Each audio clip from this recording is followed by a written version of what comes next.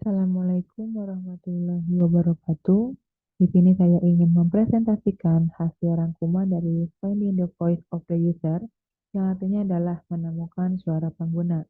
Sebelumnya, saya izin memperkenalkan diri. Saya Adhan Mulyati dengan NIM 3411201085 dari kelas SPB. Yang pertama ini ada kelas pengguna. Yang pertama, yang A, mengklasifikasikan pengguna. Kelas pengguna adalah grup individu yang memiliki hak akses, tugas, fitur, frekuensi penggunaan, pengalaman, platform, bahasa, dan tingkat interaksi dengan produk yang sama. Individu dapat termasuk dalam beberapa kelas pengguna. Kelas pengguna dapat dikelompokkan berdasarkan perbedaan-perbedaan tersebut. Misalnya, hak akses atau tugas yang dilakukan, namun lebih baik untuk mengidentifikasi kelas pengguna berdasarkan tugas yang dilakukan oleh pengguna dengan sistem. Kemudian yang B, mengidentifikasi kelas pengguna. Mengenali dan mengkategorikan kelas pengguna yang berbeda pada awal proyek merupakan langkah penting agar dapat mendapatkan persyaratan dari setiap kelas yang penting. Salah satu teknik yang berguna untuk melakukan ini adalah dengan menggunakan metode expand dan contract, yang dimulai dengan bertanya kepada sponsor proyek tentang siapa yang diharapkan untuk menggunakan sistem, lalu melakukan brainstorming sebanyak mungkin kelas pengguna yang dapat dibayangkan.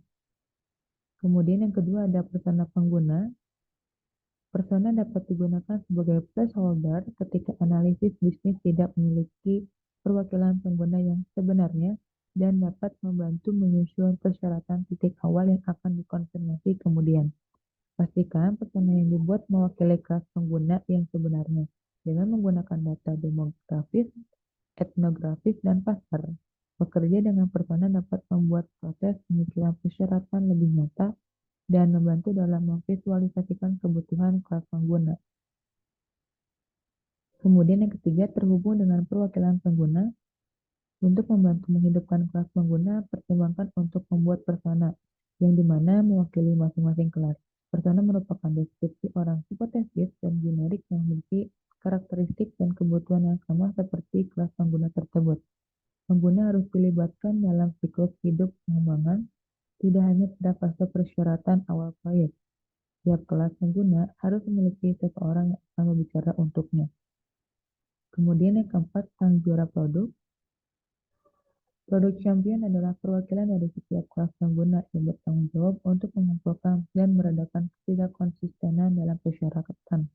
Produk champion yang baik dapat membantu memecah ketegangan antara pelanggan dan tim pengembangan, dan jika diberdayakan untuk membuat keputusan yang mengikat atas nama kelas pengguna yang diwakilinya dapat meningkatkan keberhasilan proyek. Namun, jika champion tidak memiliki kekuatan yang cukup atau tidak diakui secara resmi, mereka dapat menjadi sumber masalah dan harus diatasi dengan mengelola harapan dan kebutuhan mereka. Kemudian yang kelima ada juara produk eksternal. Dalam mengembangkan perangkat lunak komersial, juara produk dapat dianggap sebagai pengganti pengguna sebenarnya untuk membantu dalam mengidentifikasi persyaratan. Juara produk dapat berasal dari pelanggan korporat, staf internal, atau konsultan luar. Namun penting untuk memastikan bahwa persyaratan champion tidak mengabaikan kebutuhan pemangku kepentingan lainnya. Kemudian yang keenam ada harapan juara produk. Produk champion merupakan individu yang membantu dalam mengidentifikasi persyaratan dalam pengembangan perangkat lunak komersial. Beberapa aktivitas yang mungkin dilakukan oleh produk champion adalah menyempurnakan cakupan dalam batasan produk, mengidentifikasi sistem lain yang bisa berinteraksi, mengevaluasi dampak sistem baru pada operasi bisnis, mengumpulkan masukan tentang persyaratan dari pengguna lain, mengembangkan skenario penggunaan, menyelesaikan konflik antara persyaratan yang diusulkan dalam kelas pengguna, menyediakan algoritma khusus, menyediakan set data uji dari bisnis, menulis bagian dari dokumentasi pengguna, dan teks bantuan. Kemudian yang ketujuh ada beberapa juara produk. Dalam pengembangan perangkat lunak, produk champion diperlukan untuk membantu mengidentifikasi persyaratan pengguna. Dalam kasus sistem pelacakan bahan kimia, 4 produk champion dipilih dari komunitas pengguna internal di Contextual pharmaceuticals untuk memperoleh persyaratan yang tepat. Nah, kemudian dalam mereka bekerja dengan 3 bisnis analis untuk menganalisis dan mendokumentasikan persyaratan tersebut. Yang kedelapan ada menjual ide juara produk. Product champion membantu dalam mendapatkan masukan pelanggan yang penting dalam pengembangan perangkat lunak.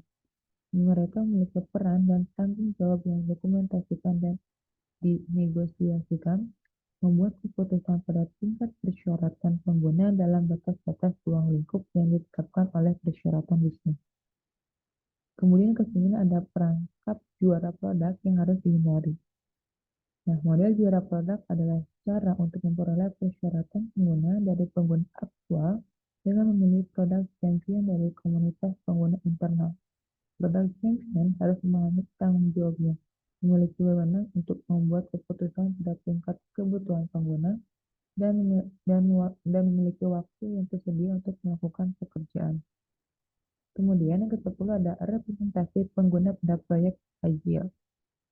Product champion merupakan orang yang bertanggung jawab untuk memastikan bahwa produk yang dikembangkan memenuhi kebutuhan pengguna dan memastikan bahwa input dari pengguna terintegrasi ke dalam produk. Untuk menjadi product champion yang sukses, seseorang ini harus memahami tanggung jawab mereka, memiliki wewenang untuk membuat keputusan tentang kebutuhan pengguna, dan memiliki waktu yang tersedia untuk melakukan pekerjaan. Dan beberapa metode pengembangan dalam Agile menyertakan pemilik produk yang bertanggung jawab untuk mengembangkan dan memprioritaskan isi backlog produk, mencakup ketiga tingkat persyaratan bisnis, pengguna, dan fungsional. Lalu yang ke-11 adalah menyelesaikan persyaratan yang bertentangan. Dalam proyek pengembangan produk, terdapat beberapa kelas pengguna yang mungkin memiliki kebutuhan yang tidak selaras. Menyelesaikan persyaratan ini dapat ditangani oleh product champion atau pemilik produk, tetapi tidak selalu mungkin. Karena sebaiknya keputusan harus dibuat oleh orang-orang yang memiliki informasi yang baik dan dekat dengan isu terkait, dan serendah mungkin dalam hierarki organisasi. Ketika konflik persyaratan timbul, para pemimpin proyek harus menentukan siapa yang akan memutuskan solusi dan kepada siapa masalah penting harus dieskalasi jika perlu. Cukup sekian, mohon maaf bila banyak kekurangannya. Terima kasih. Wassalamualaikum warahmatullahi wabarakatuh.